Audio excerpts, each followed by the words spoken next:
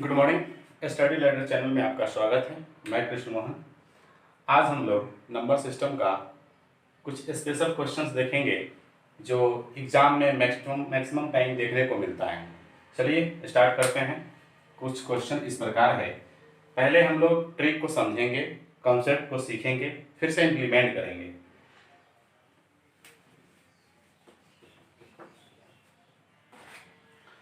प्रश्न इस प्रकार है कि क्वेश्चन नंबर 1 से शुरुआत करते हैं।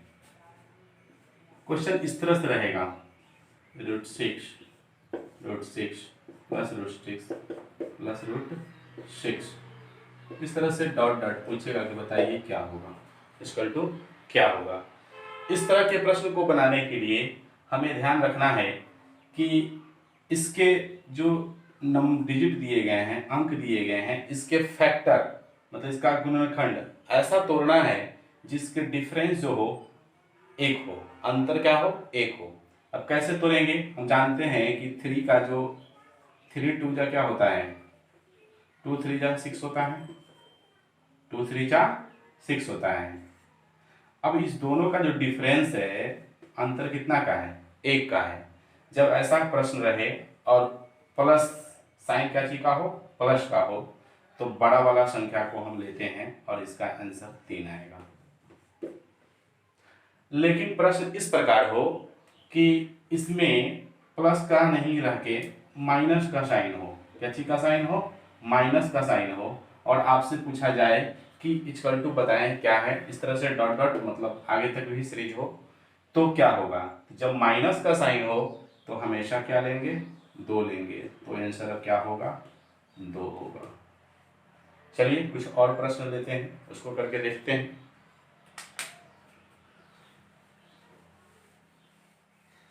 अगर प्रश्न ऐसा हो 12 प्लस 12 √√3 प्लस 12 ऐसा हो, तो हम यहाँ भी क्या करेंगे, फिर से 12 को बाहर करेंगे, फिर इसके फैक्टर को निकालेंगे। हम जानते हैं कि 3 4 जा क्या होता है 12, 3 चौका 12। जब ऐसा हो, पूछा क्या जा रहा है प्लस साइन में, तो हमें कौन सा अंक लेना है, बड़ा वाला। कितना लेना है, बड़ा वाला। तो आंसर क्या आएगा, 2 4 क्या आएगा आंसर, 4 इसका आंसर हो जाएगा। अगर यही प्लस साइन नहीं होता, क्या होता, माइनस, तो बताइए, आप जान गए होंगे क्या आंसर होगा। तो आंसर क्या हो जाता, 3। माइनस के साथ हमें छोटा अंक लेना है, प्लस के साथ हमें बड़ा अंक लेना है। चलिए कुछ अलग प्रश्न देखते हैं। अगर प्रश्न ऐसा हो 3 plus √3 plus √3 dot dot dot equal to क्या होगा। प्रश्न जब ऐसा हो, तो अब हम देख रहे हैं कि 3 का ऐसा कोई भी फैक्टर, सपोज दैट 2 1 जा 3 होता नहीं है। अब 3 1 जा 3 होता है, लेकिन इसका जो डिफरेंस हो जाएगा क्या हो जाएगा, 2। इस पे यह, अब इस तरह के प्रश्न को आप उस मेथड से सॉल्व नहीं कर पाएंगे। अब इसके लिए हमको क्या करना होगा, चलिए देखते हैं। सबसे पहले दिमाग में रखना है कि इस प्लस हो तो आगे की तरफ सोचना है, और माइनस हो तो बैक मतलब पीछे की तरफ के वैल्यू को सोचना है। ऐसा वैल्यू जिसका फ्रैक्शन जो भी निकले उसका डिफरेंस क्या हो, 1 हो। अब देखते हैं 3 के बाद क्या आता है, नंबर 4 आता है। तो 4 का फ्रैक्शन तो संभव नहीं है, क्योंकि 2 2 जा 4 होता है। तो 2 2 का डिफरेंस क्या हो गया, 0। फिर 4 1 जा 4 करेंगे तो 4 में से 1 जाएगा, डिफरेंस कितना हो जाएगा, 3। 4 संभव नहीं है। उस तरह से 5 भी संभव नहीं है। 6 है, क्या है, 6 संभव है। 2 3 जा 6, 2 3 जा 6। ऐसे प्रश्न को जो आंसर होंगे वो 2 एवं 3 के बीच का मान होगा। क्या होगा, 2 एवं इनके बीच का मान होगा। जब प्लस होगा तो आगे की तरफ सोचेंगे, जब माइनस होगा तो पीछे की तरफ सोचेंगे। अब कैसे, अब आप सोचेंगे कि 2 एवं 3 के बीच का मान कैसे होगा, तो आपके ऑप्शन में भी इस तरह के ही ऑप्शन दिए जाएंगे। 2 एवं 3 के बीच, 1 एवं 2 के बीच, 3 एवं 4 के बीच, ऐसे प्रश्न, ऐसे ऑप्शन रहेंगे। आपको क्या ऑप्शन लेना है, 2 एवं 3 के बीच। चलिए फिर आगे देखते हैं। अगर इसी प्रश्न का क्या किया होता, अगर प्लस नहीं माइनस होता, क्या होता, माइनस होता, डॉट डॉट होता, इक्वल टू पूछता कि क्या होगा, तो आप कैसे सोल्व करते। तो भी इस तरह के प्रश्न के हम जानते हैं माइनस में है तो कहाँ आना है, बैक में। तो 2 के बाद 3 से पीछे क्या आता है नंबर, 3 के पीछे में क्या आएगा, 2 आएगा। अब 2 का जो फैक्टर होगा हम जानते हैं 1:2 क्या होता है, 2, 1 2 जा 2 है, 2 1 जा 2। अब 1 और 2 का जो डिफरेंस है वो कितना आ गया, 1 लागू हो रहा है। तो ऐसे प्रश्न के आंसर क्या होंगे, ऐसे प्रश्न के आंसर हो जाएंगे 1 एवं 2 के बीच, 1 एवं 2 के बीच, इसके आंसर होंगे 1 एवं 2 के बीच। 1 एवं 2 के बीच कहने का सेंस हुआ 1.2, 1.3, 1.4, इस तरह के आंसर आएंगे। चलिए आगे देखते हैं कुछ और प्रश्न को।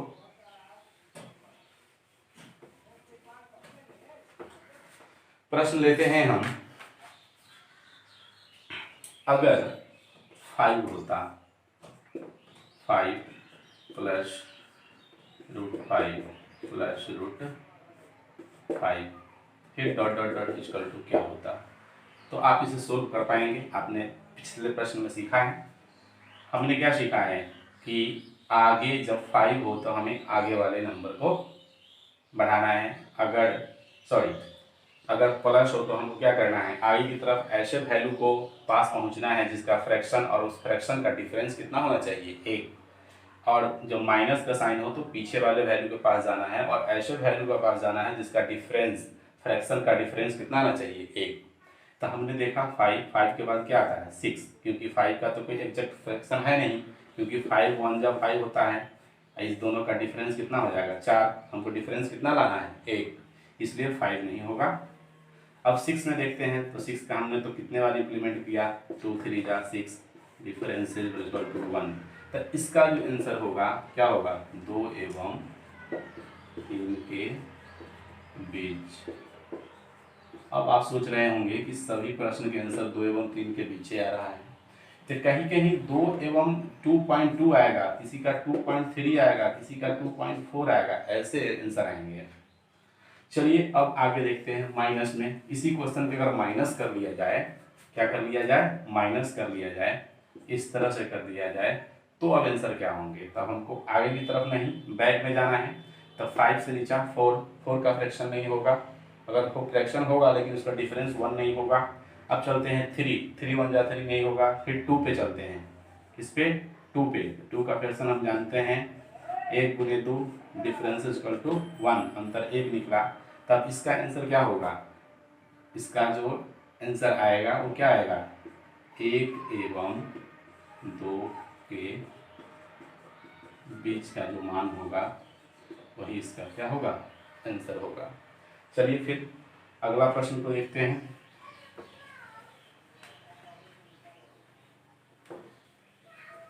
अगला प्रश्न ऐसा है, अगर कोई संख्या 1 है, क्या है, √1 है, फिर प्लस √1 है, फिर प्लस रूट क्या है 1 है, डॉट डॉट है, इक्वल टू पूछा जा रहा है कि क्या होगा, तो कैसे सोल्व होगा। हम देख रहे हैं प्लस में हमें क्या चलना है आगे की तरफ, तो 1 का तो कोई फ्रैक्शन आएगा ही नहीं, 1 गुने 1 करेंगे तो आएगा, लेकिन इसका डिफरेंस क्या हो जाएगा, 0 हो जाएगा, क्या हो जाएगा 0, इसलिए यह होगा नहीं। अब प्लस है तो आगे की तरफ चलते हैं तो क्या आएगा 2।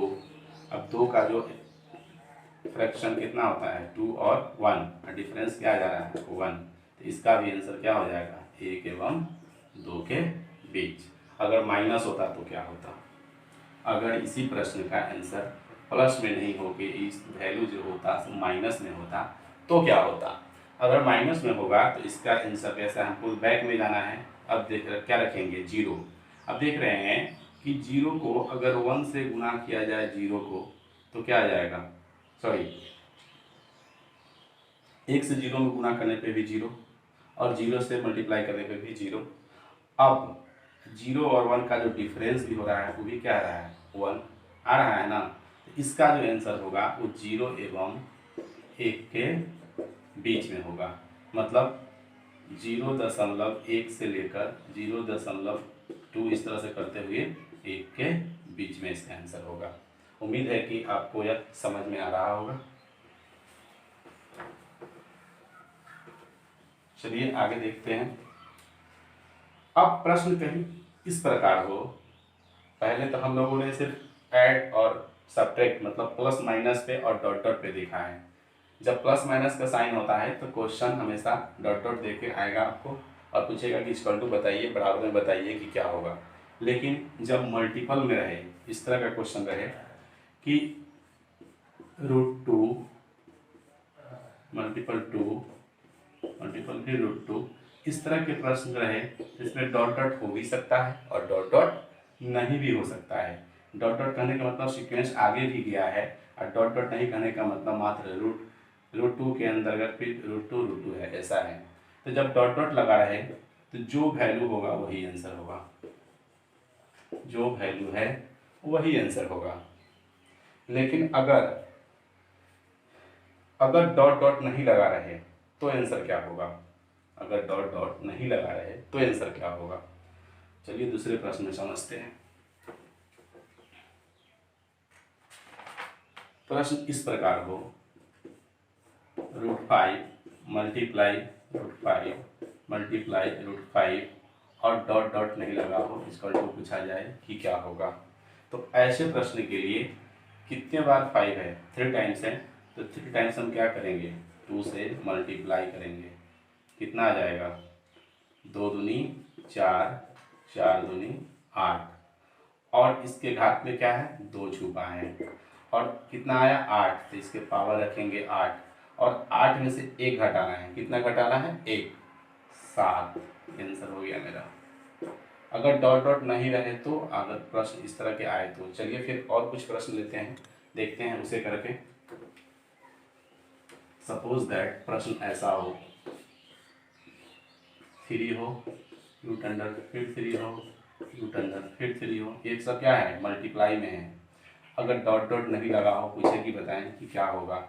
चलिए एक और ले लेते हैं, √3 है, ऐसे हो।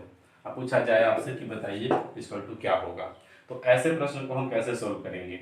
इस तरह के प्रश्न को हम क्या करेंगे? कितना टाइम्स 3 है? 1 2 3 4, 1 2 3 4, 2 दूनी 4, 4 दूनी 8, 8 दूनी 16, 2 के पावर 16, एक इसमें से घटा देंगे, कितना हो जाएगा? 15। ये मेरा आंसर हो गया। आपको अच्छे से समझ में आ गया होगा।